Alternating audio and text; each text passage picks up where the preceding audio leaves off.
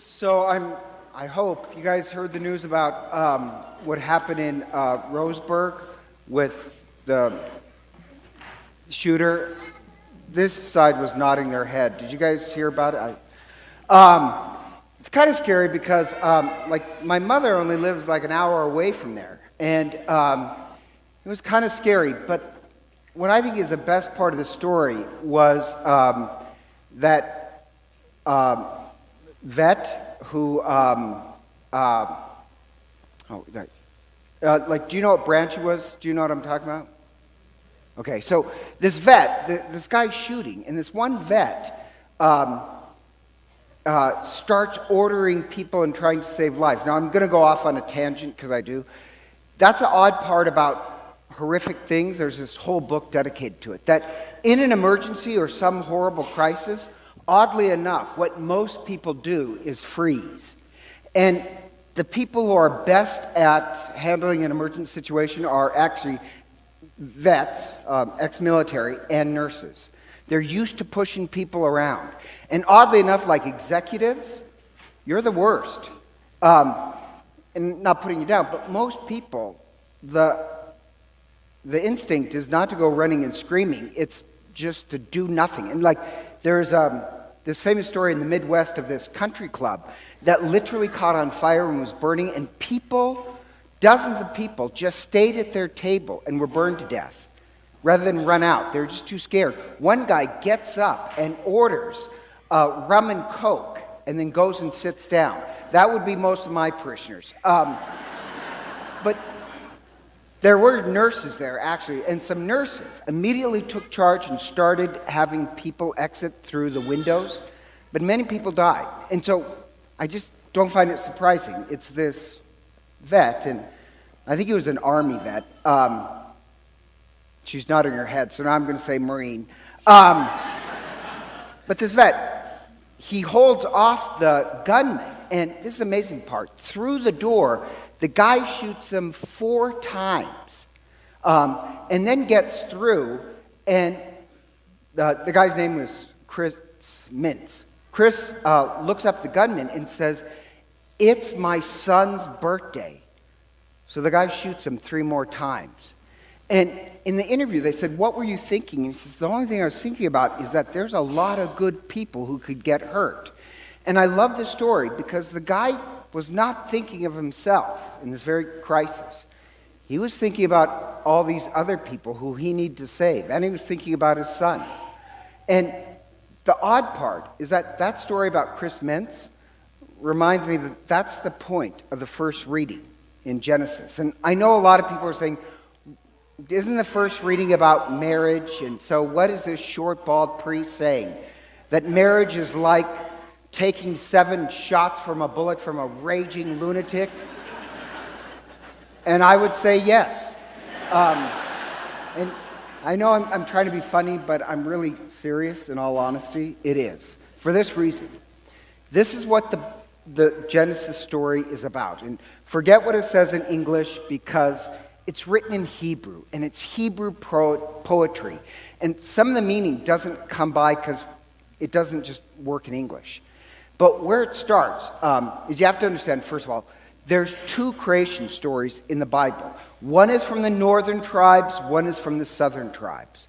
And they're completely different. They don't match, and nor do they have to. The 2 creation stories, they're not stories to tell you what happened. They're written not to you, but for you. That it's a story of an archetype of what a true human is supposed to be about. So in the first creation story from the northern tribes, God creates everybody all at once in great diversity. And so when it says made in the image of God is when all of us are united together in love. The southern tribe, that's one we read today, about Adam and Eve, that's a much different story, different order of creation. And it says, and I love the Hebrew, it says in Hebrew, God scooped up ha-adamah, ha is the, adamah, the earth, scooped up ha-adamah and made ha-adam. And it keeps saying ha-adam. Ha-Adam would translate into English as the earthling. And the point is, you don't know who's created first or second. Who's created first, man or woman? In the Hebrew, it just keeps repeating the earthling. And there's a point to that. It's not about who's created first or second. The point is, we're created for a relationship. And so, just do me a favor. I love this Genesis story. I actually thought about having it as one of my funeral readings, but it would totally confuse people. But it's a beautiful reading. And it really annoys me when people get in what I consider ignorant and shallow thinking, where they think it's about, well, man's created first, so he's better than woman. Or the very tired, lame joke that, well, man was just a prototype and God improved it on woman. I don't find them funny. I really don't.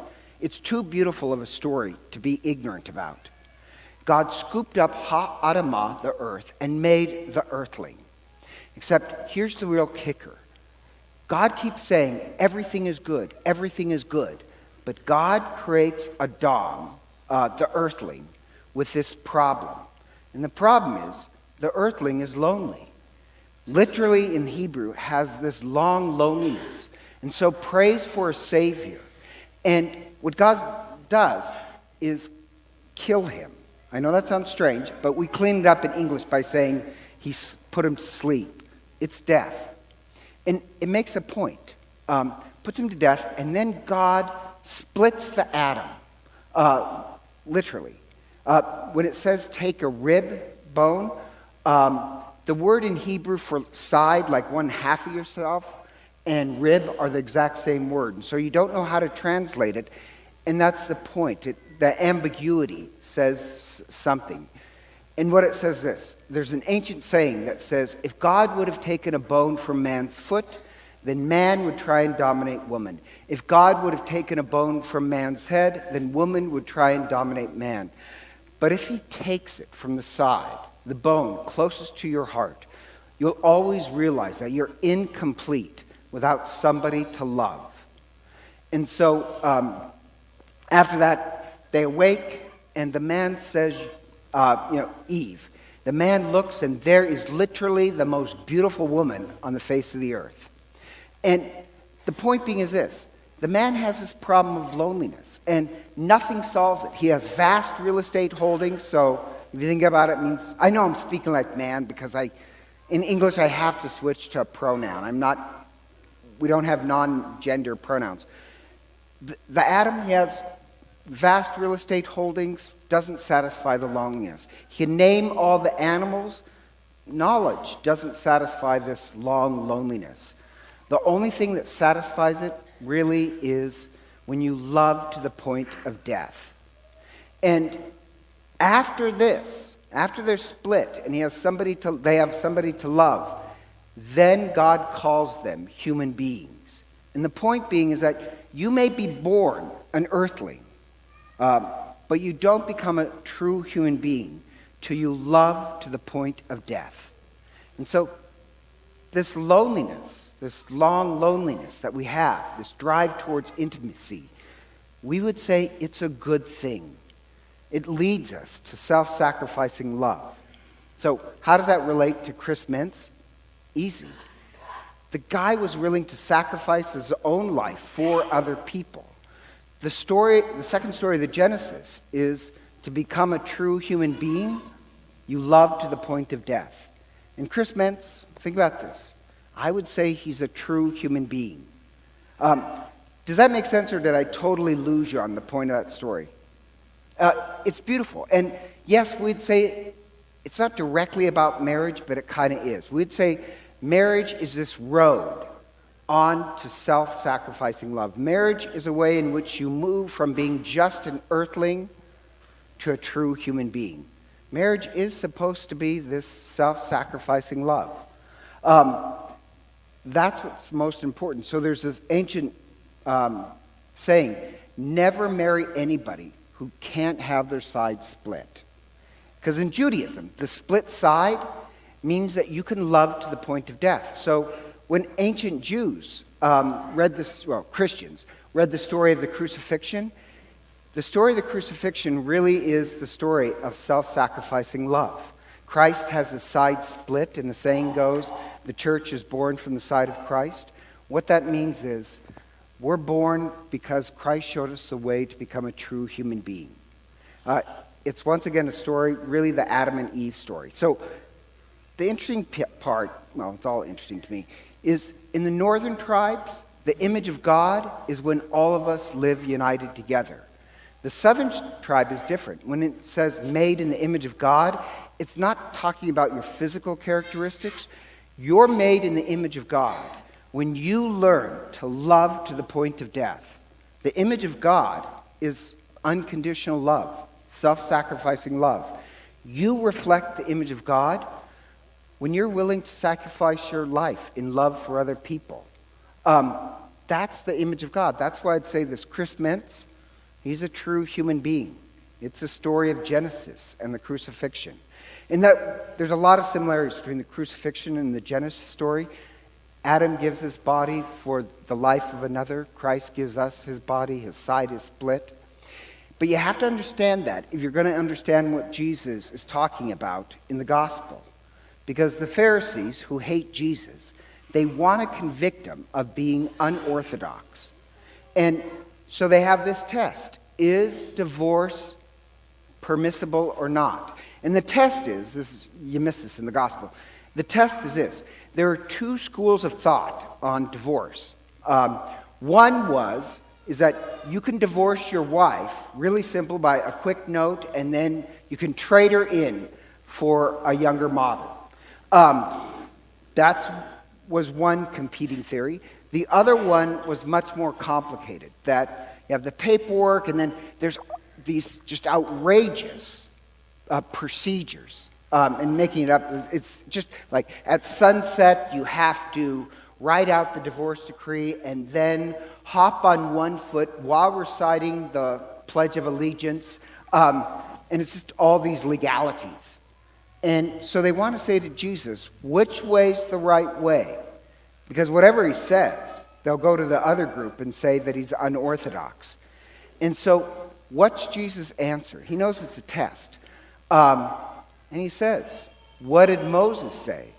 Well, technically Moses really didn't say anything. He permits it as an exception. But that's in the book of Leviticus. And you have to understand, in Judaism, divorce is not like it is today. It was very harsh towards women. That if you're divorced, you are kicked out without anything. You don't get equal property or anything. You get nothing. You're thrown out on the street. And if you don't have a son who is legally obligated to take you in, you're destitute. And so like when I was working in South America a number of years ago, you'd meet these prostitutes. And for, the kid from Idaho, this is really shocking. What do you do if you're a woman and you have no means whatsoever to support yourself? You're forced to turn to prostitution and begging. That's why Jesus says about the adultery, they have no other choice. And a woman cannot divorce a man. It's only a man who can divorce a woman. And then in this incredibly unjust situation, she's thrown out. Now you know Jesus. Already in the gospel, Jesus doesn't like the book of Leviticus. And Jesus always stands up against this domination of other human beings. And that's what divorce was doing.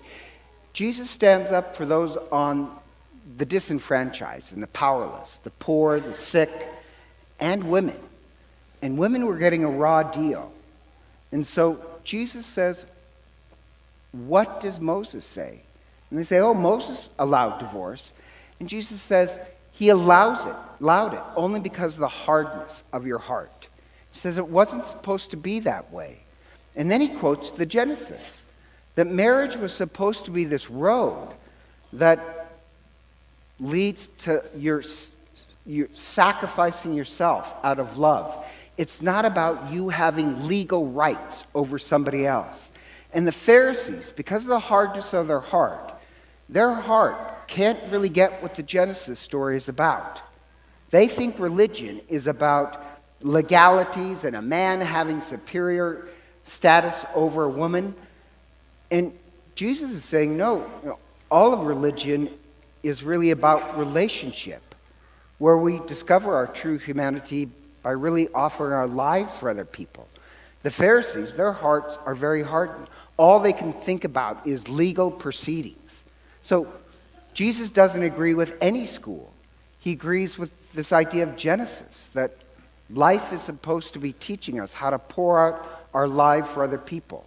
And so what he says about divorce in Greek, what he says is, no divorce except in cases of koinonia, which means koinonia in Greek translates as outrageous circumstances. So he's neither for or against divorce, really. What he's for is marriages that become this thing where you pour out your life for other people out of love. That's why, like, for me, I'm very opinionated. I think like these shows like Who Wants to Marry a Millionaire is disgusting. Talk about profaning the image of marriage. It's no longer about you offering your life for somebody. It's about you getting something, money for marrying somebody. That's disgusting. That has nothing to do with a true human being. Or even like The Bachelor, where these women compete, or Bachelorette, compete so that who can act the cheapest to marry somebody. Why not look at somebody and say, that person has the qualities, that they know what love is.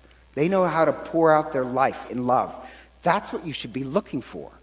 Now, I just want to make something clear. I like that idea that all of us are born with this long loneliness, and it's a good thing. And when you get married, the loneliness is not going to go away. I know that sounds strange, but we as Catholics believe that's just part of the journey of becoming a human being.